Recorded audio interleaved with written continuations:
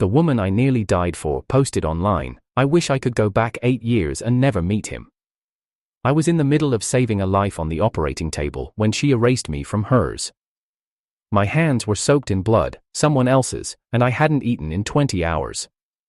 The overhead light buzzed faintly as I sutured the jagged wound on the patient's abdomen, one stitch at a time, the smell of antiseptic burning into my skin.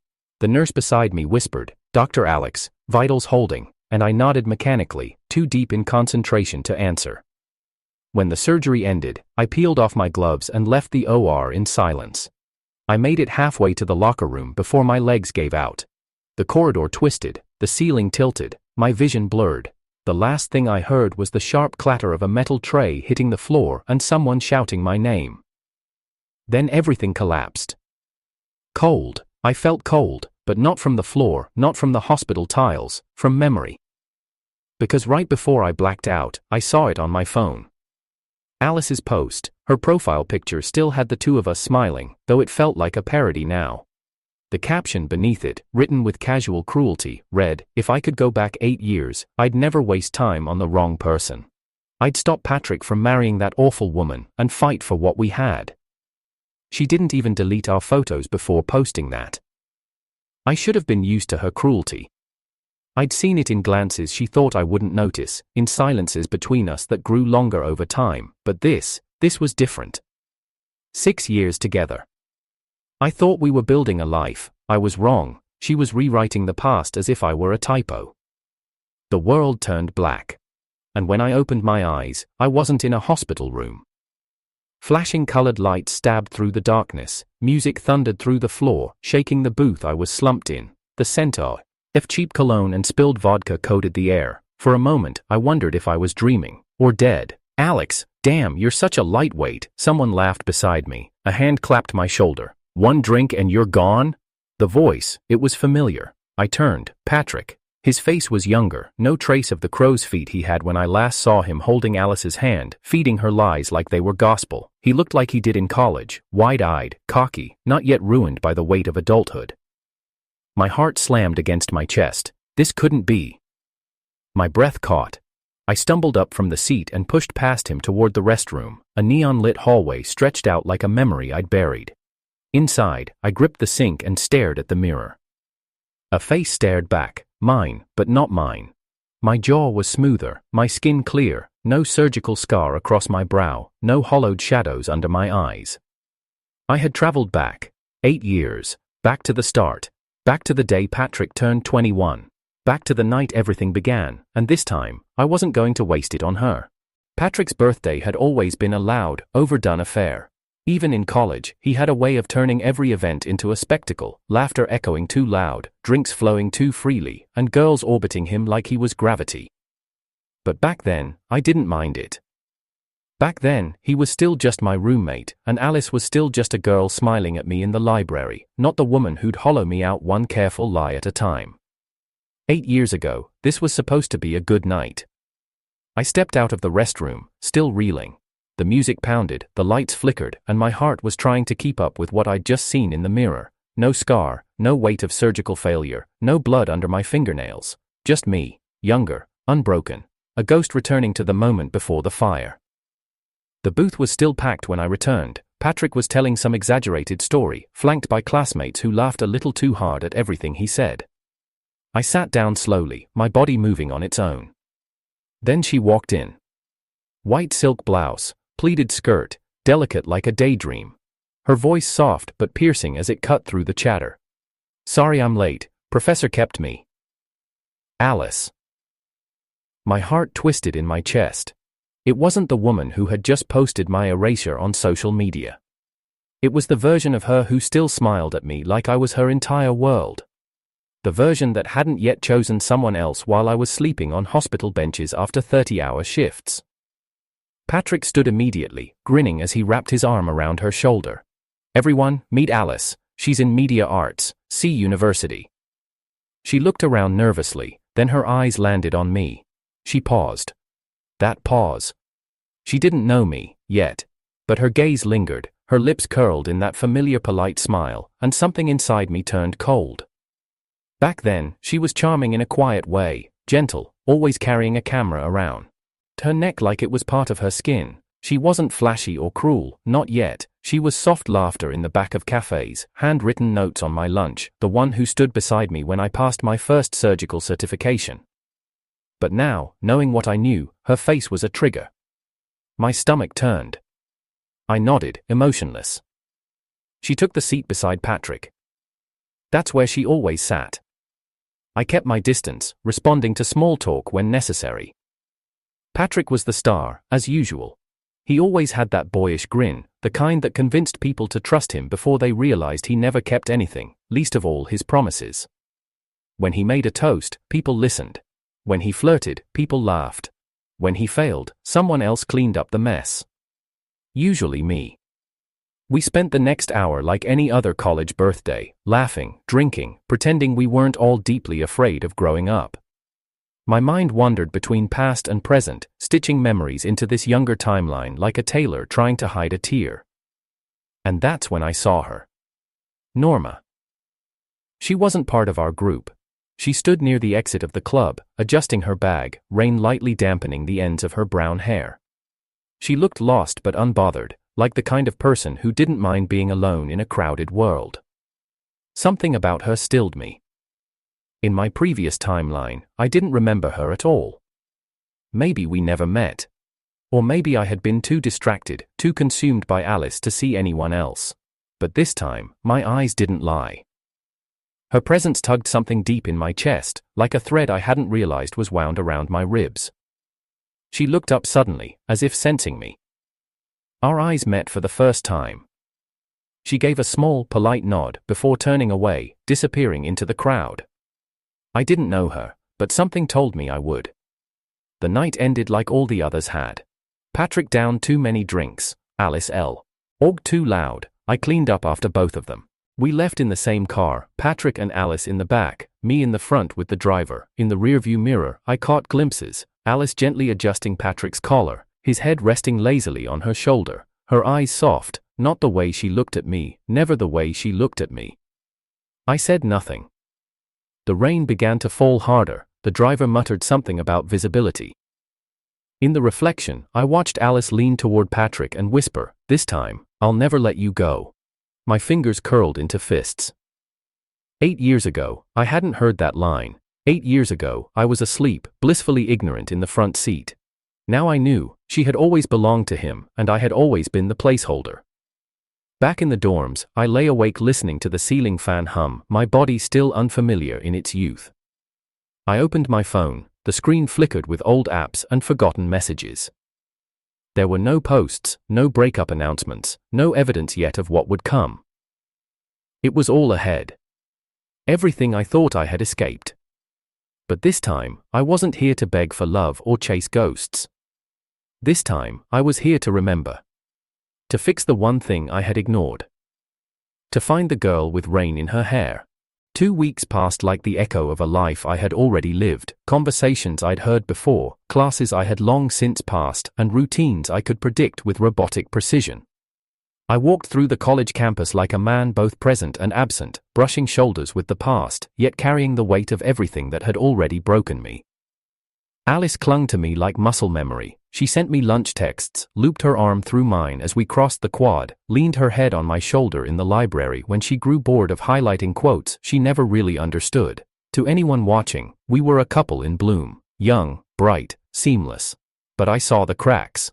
When she smiled at me, her eyes flicked over my shoulder. When I touched her hand, she tensed just a little, and when Patrick entered a room, everything in her face lit up in a way I never could replicate, no matter how hard I tried in the first timeline. The signs had always been there. I had just refused to see them, and then, one evening after a group study session, she said it. "Alex, we need to talk."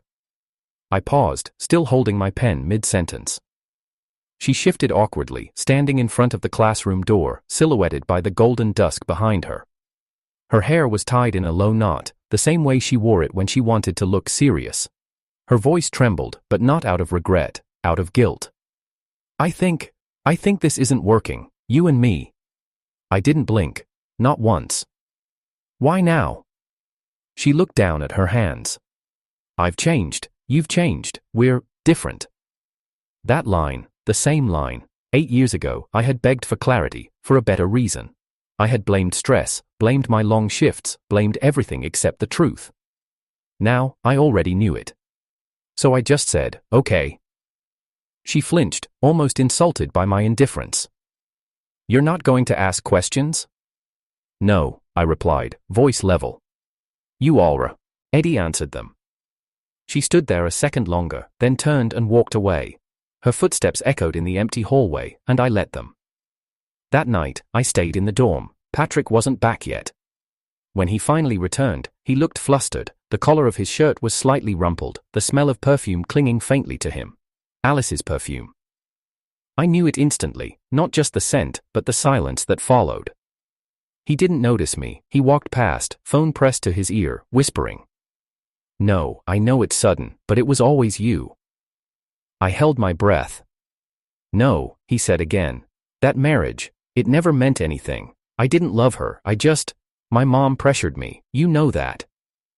I didn't need to hear the rest. It was the exact same line he fed her in the original timeline, a recycled excuse for a recycled affair. Only this time, it was happening earlier. I followed him, quietly, just enough to watch from the end of the hallway as he met her near the vending machines on the second floor, their shadows barely lit under the flickering fluorescent. Alice ran into his arms, trembling, eyes rimmed red. I thought I lost you, she whispered. Patrick tilted her chin up. You never did. We just ran out of time. My fingers curled against the wall. So it was true. She had never truly been mine. She had been waiting for the moment Patrick said the right words, waiting to feel justified, waiting to erase me with clean hands. I turned away before they kissed. I went to the old campus garden, the one rarely used now, overgrown but still intact. Norma was there. She sat on a low bench, reading a thick medical text she'd borrowed from the public library. Her eyes scanned each line with calm intensity. Her hair was damp, caught in the misty drizzle that had started an hour ago. A closed umbrella rested beside her bag, sky blue. She hadn't noticed me yet. I didn't speak. I sat on the far edge of the bench. She didn't flinch, didn't look, just turned a page, quietly. Eventually, she murmured, "You're not here for the garden." I looked at her. She still didn't face me. "You're here because it's quiet. People only come here when they don't want to be seen." I watched a bead of water roll off a leaf beside us. "You come here often?" "Only when I need to remember something," she said. That line hung in the air between us, heavy. Was she like me? Was she remembering a life no one else saw? I didn't ask. She closed the book gently. "You're a med student, right?" "In another life," I said before I could stop myself. She smiled, just faintly. "Me too." We sat there a while longer, letting the rain fall around us, not quite touching, and still, somehow, I felt more seen than in all my years with Alice. The next day, Patrick tried to be subtle. He joked more, threw me the occasional beer, asked if I wanted to help with some dumb campus event he was planning. He didn't mention Alice, neither did I. But one afternoon, I passed the photography lab and saw them. Alice sat on the edge of the table, crying into Patrick's shoulder. He whispered something into her ear. Her shoulders shook. She wasn't crying over me, not even a fraction of a tear had ever been shed for me. Only for him. And I had given her 6 years. Later that night, back in my room, I scrolled through the contacts in my phone and stopped at her name. Alice. I didn't delete it. I renamed it, Lesson. The thing about memory is, it doesn't fade in reverse, it sharpens. The longer I stayed in this rewind of my life, the clearer everything became. The way Alice always hesitated before taking my hand. The quiet way her eyes drifted to Patrick even when we kissed. How she'd only laugh at my jokes if he wasn't in the room. These weren't cracks in hindsight, they were gaping voids I chose to paint over because I was in love with who I thought she could be. Not who she was. 6 years. That was the life I had lived for her. Birthdays remembered, exams rescheduled to walk her home in the rain, bringing takeout to her dorm during flu season, waiting outside late-night rehearsals with my med bag in one hand and her favorite chocolate drink in the other. I learned her habits like anatomy, muscle by muscle, flaw by flaw. And it had meant nothing to her. Now, back here, watching her fall for Patrick all over again, I didn't feel anger. I felt shame. Because deep down, I knew. I had known for a long time. What haunted me wasn't her betrayal, it was my refusal to walk away. I sat in the library the next morning, textbook open, but my eyes locked on a paper crane resting by the window. It had been tucked into the frame like a secret. Perfect folds, crisp symmetry, white. Miriam, no, Norma, had once folded hundreds of them. In the other life, I'd seen a photo of them scattered over her mother's hospital room. A small army of hope, made from silence. A voice broke through my thoughts. "You're sitting in my favorite corner." I looked up. Norma stood beside me, half amused, arms crossed, a coffee cup balanced on a notebook. "Didn't know it was reserved," I said, gesturing to the empty chair across from me.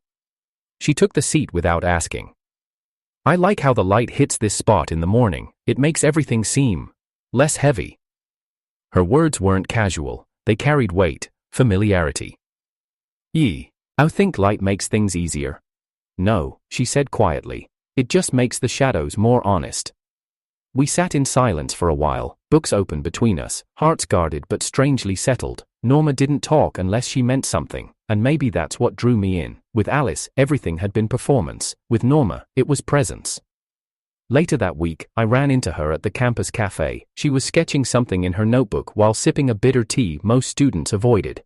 I sat beside her without a word. She pushed a second cup across the table. "Thought you might come," she said. "What if I hadn't?" She glanced up. "Then I'd drink yours." We both smiled. For the first time in weeks, it felt real. The umbrella returned next. It was raining again. Campus always smelled cleaner in the rain. She stood outside the biology building, scrolling through her phone, squinting at the sky. I held mine out. "Forgot yours?" I asked. She took it, but her hand lingered on the handle longer than necessary. "This one's yours. I think it likes you better." She laughed, soft and brief, like breath through wind chimes. Then she left, disappearing into the mist. I watched her until the blur of white became sky. Later that night, as I passed through the old quad, a voice called out. "Alex?" I froze. Alice stood under the dorm entrance archway, arms crossed, lips tight. Her hair was pulled back into a ponytail, like it always was when she was angry. "You've been avoiding me. I thought we weren't talking." "You thought wrong." She stepped forward, a slight tremble in her jaw. "I never meant to hurt you. I was confused." "No, you weren't," I said. "You were waiting." Her eyes narrowed. "I made a mistake, okay?" "Which part? Dating me, leaving me, or pretending to care when you didn't?" She didn't answer. Her voice cracked instead. "You really don't feel anything anymore?" I stared at her for a long time, then said the only thing I could. "No." Her hand shot out, grabbing my wrist. "It was real, Alex, what we had." "No," I repeated, gently pulling free. "What we had was a placeholder. You loved someone else. You were just too afraid to say it." Tears welled in her eyes. I felt nothing. "You're cold," she whispered. "No," I said. "I just finally stopped lying to myself." She watched me walk away. The next day, I stood under the awning near the tutoring center. Norma had asked me to help review some English passages she was preparing for grad school applications. She showed up holding a stack of books, her blue umbrella hooked over her arm. Her cheeks were pink from the wind. "You came," she said, surprised. "I said I would." "Still," she murmured. "Most people forget when it rains." We sat near the window. I watched raindrops slide down the glass, like timelines collapsing into each other. Norma read quietly while I scribbled notes in her margins. She looked up. "Why are you helping me?" I didn't answer at first. Then I said, "Because I didn't, before." She tilted her head. "What do you mean?" I just smiled. "You'll understand one day." After she left, I stayed in that seat, watching the wet campus shimmer in the reflection of street lamps. Alice and Patrick were somewhere out there, rewriting the same disaster they had always been destined for. And I wouldn't stop them, I wouldn't interfere. I wouldn't beg or explain or warn. Let them walk the same path, let the fire consume them again. I wasn't here to change them. I was here for her. Norma. This time, I wouldn't waste my lifeline pulling people who were already drowning. This time, I'd save the one who never asked to be saved. The news came not with a bang, but a whisper. I was in the back row of the campus auditorium, scribbling notes on cardiac rhythm anomalies for my research rotation, when a few underclassmen began whispering excitedly behind me. Did you hear? Patrick's dating again, officially this time. Who is she? Some freshman from art school, Naomi, I think. She's gorgeous, he posted a pic. My pen froze mid-sentence. I didn't need to check social media, I already knew. I had seen this scene unfold once before, but back then, the girl had been someone else. The names changed, the betrayal didn't. By the time I reached my dorm, the photo had already gone viral on campus confession pages. Patrick, grinning with that practiced camera smile, arm around a petite girl with violet-dyed hair and oversized earrings. The caption read, "Found someone worth rewinding time for." He didn't tag Alice. I closed the app and set my phone down. I didn't feel shock, I didn't feel satisfaction, only inevitability. Alice's belief system had always orbited around Patrick, the idea that if time could just bend, if fate could be bargained with, she'd be the one in his arms. That she deserved to be. She had bet everything on this reset, and he'd chosen someone new, again. That night, I found her outside the photography lab, sitting on the concrete steps with a bottle half drained in one hand, and a dead phone in the other. Her makeup was smeared, eyes red, hair tied in a messy knot that looked like it had been pulled at all day. When she saw me, she didn't pretend to smile, she didn't pretend anything at all. "You knew," she said, her voice slurring slightly. "Didn't you?" I stayed quiet. "He was never going to choose me," she murmured. "Even now." She laughed, a strange, broken sound. "You want to know the worst part, Alex? I thought you were my mistake. I thought if I undid you, I'd be happy. That all I had to do was erase you." She turned to me, her eyes hollow. "But I was the mistake. I was his." "Don't do this here," I said, glancing around. "Come on, Alice." But she pushed herself to her feet unsteadily and stepped closer, close enough that I could smell the bitter tang of wine on her breath. Her hand brushed my chest. "I miss you," she whispered. "I do. I was just confused." "No, you weren't," I said softly. "You were obsessed. That's not the same thing." Tears welled up in her eyes. "You don't understand. You weren't there. Back then, when we were kids, Patrick and I looked at her, sharp. "Don't say you're siblings." She froze. "You're not. You never were." She stepped back, stunned. "I figured it out last time. You lied, or maybe he lied. Either way, it kept both of us close, made us feel safe, made us stay." She didn't deny it, she just looked exhausted. "What was I supposed to do?" she said. "He was all I had." "Then you should have never taken me," I said. "You should have let me go 6 years ago." Her breath hitched. "I thought you'd save me," she said quietly. "I thought I'd forget him if I had you." I didn't reply. I didn't need to. Because behind her, near the quad fountain, someone had stopped mid-step. Norma. She had heard. She stood perfectly still, a book in her hand, her umbrella closed at her side. She looked at Alice, then me, then turned and walked away without a word. Alice collapsed back onto the steps, burying her face in her hands. I didn't follow Norma. I stayed where I was, staring into a night that suddenly felt colder than any winter I'd known. The next morning, campus was unusually quiet. Rain pattered lightly on the pathways, turning everything a hazy gray. I didn't see Norma in any of her usual spots: library, tutoring lounge, biology building. It was only after my rotation at the hospital that I remembered, today was the day she was supposed to die. In the first timeline, she had gone to another campus to retrieve documents for her professor. A reckless driver with a car full of gasoline and a death wish had blown through the intersection outside the main gate. Miriam, Norma, had blocked his path with her own car. No one had survived. I bolted. The rain was heavier now. My shoes slapped against the pavement as I cut across the parking lot. I didn't stop to grab my umbrella. My lungs burned. My pulse roared in my ears louder than the traffic. The intersection was 2 blocks away. A streetlight flickered above the turn. And there she was. Norma. Sky blue umbrella tilted above her head. Headphones in. Backpack slung over one shoulder. She was walking straight toward the crosswalk. Time slowed. The light was green. The cars were stopped. But I knew the pattern. I had memorized it. A silver van inched forward, then stalled. A horn blared in the distance. The scream of a revving engine came from the left, the same sound, the same moment. I saw it, a black car accelerating too fast, too reckless, too late, and Norma didn't see it. "Norma!" I screamed, breaking into a full sprint. She looked up, confused. The car swerved. I reached the curb just as her foot touched the street, threw my body forward, grabbed her arm. The car missed us by inches, spinning through the intersection and smashing into a parked vehicle on the other side. Glass shattered, metal folded in on itself, people screamed. But Norma was in my arms, safe, alive. She looked up at me, dazed, her umbrella now half crushed against the wet pavement. Her lip trembled.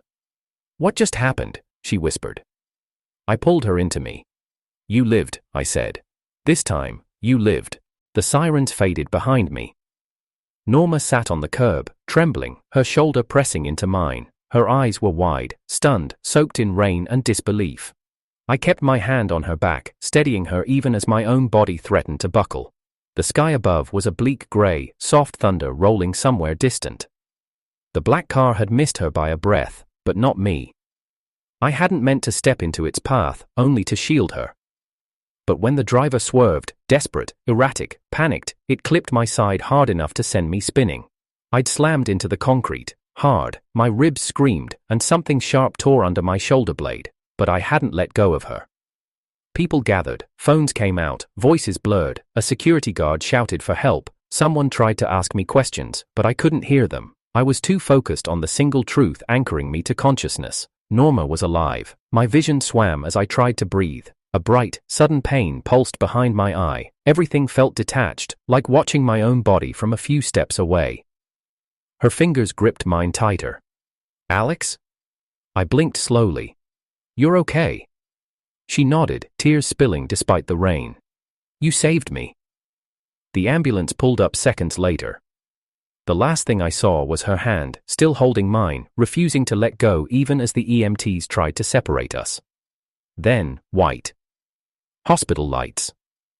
Ceiling tiles that I recognized from another life.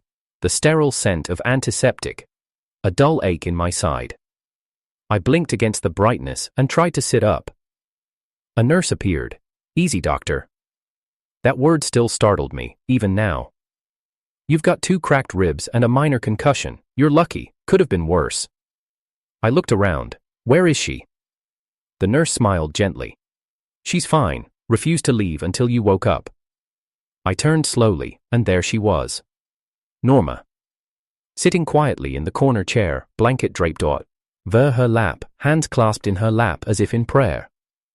When our eyes met, she stood quickly, crossing the room in 3 careful steps. "You're okay," she breathed. "Hurts to breathe," I muttered. "But yeah."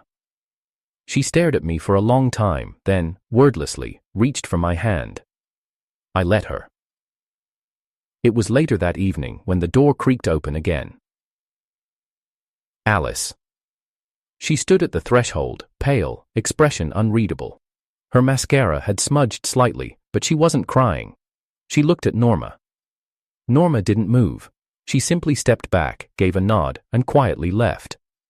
I watched her go, then turned my gaze to the girl I once thought I'd grow old with. "You came." Alice swallowed. "Of course I came. I heard you were hurt." I didn't answer. She stepped closer, unsure of herself. "I just wanted to see you, just once more, to say..." "Alice," I said softly, "don't." "I have to." She sat on the edge of the chair Norma had left behind, her eyes locked on the bedsheet, her voice quiet. "You know what's funny? Even with all the time in the world, even with the chance to go back and fix everything, I still wasn't the one." I didn't correct her. "I spent 8 years thinking it was about bad timing," she continued, "or misunderstandings, or people standing in the way. I thought if I had a second chance, Patrick would choose me, that we'd finally work, that maybe you and I were just the wrong story." She looked up at me then, eyes wet. But now I realize, I was never anyone's story. Silence. I wanted you to hate me, she whispered, because at least then, I'd still mean something. You meant something, I said, just not the way you wanted. She nodded, stood up.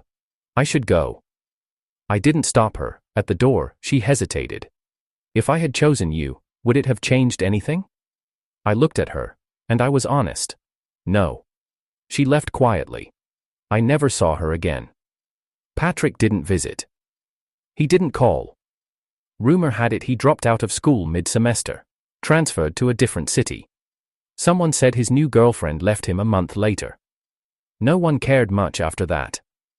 He had always been good at disappearing when things got too real. Norma returned the next morning. She brought tea, a new notebook, and a folded paper crane. It's not perfect, she said, placing it beside my bed. I never liked perfect, I replied. We sat in silence, the morning sun filtering through the curtain. Can I ask you something? She said. Of course. Her voice wavered slightly. In whatever life this is.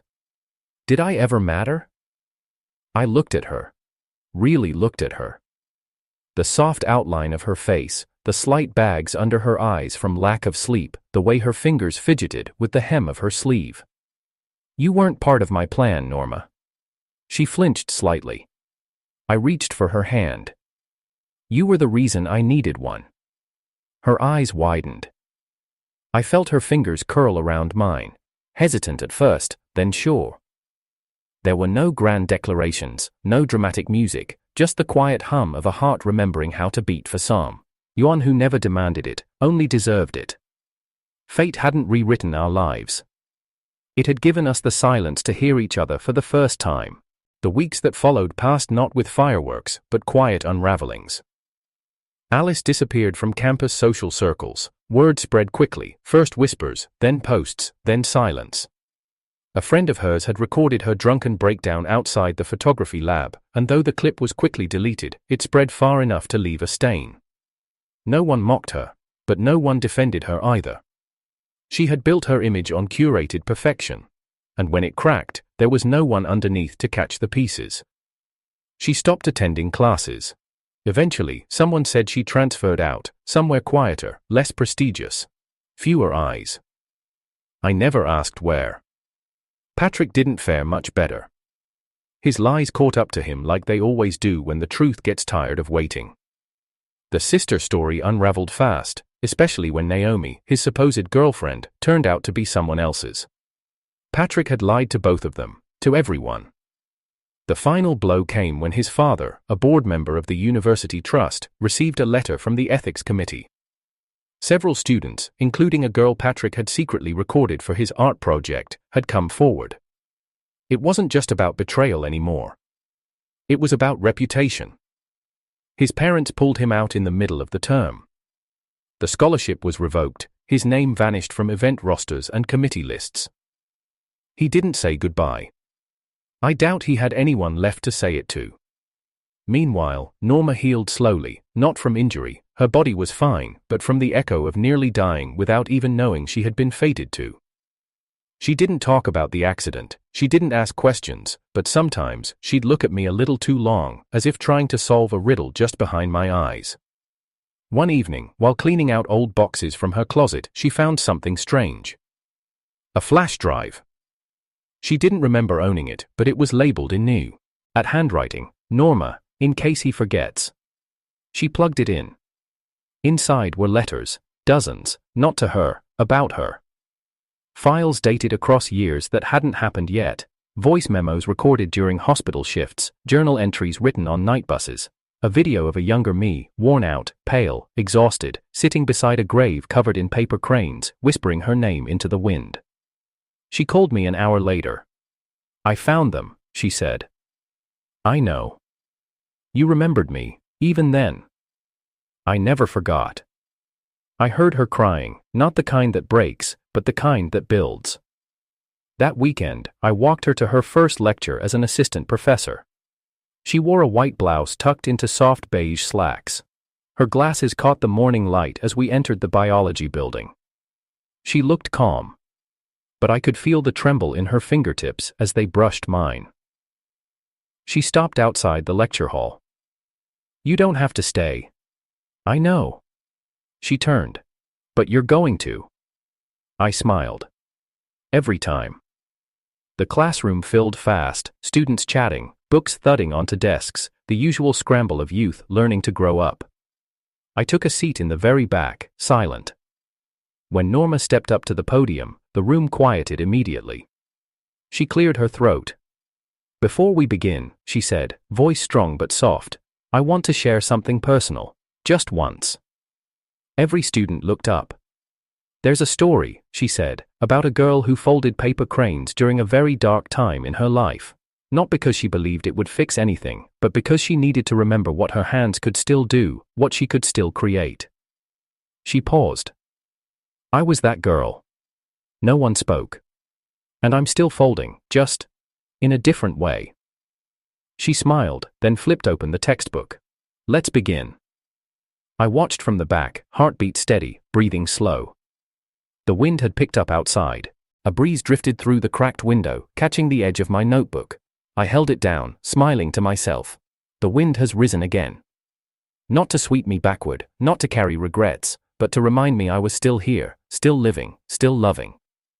And this time, for the right person.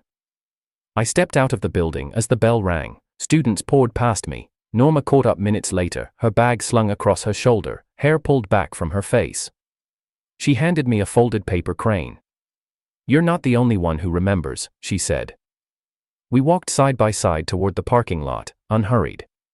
"I never told you," I said, "what I wished for when I woke up back here." She tilted her head, curious. "I thought I was here to fix my past, to undo a mistake." "And now?" I looked at her, the sun haloed around her like a promise. "Now I know I wasn't sent back to rewrite my life." I reached for her hand. "I was sent back to protect the one worth living for."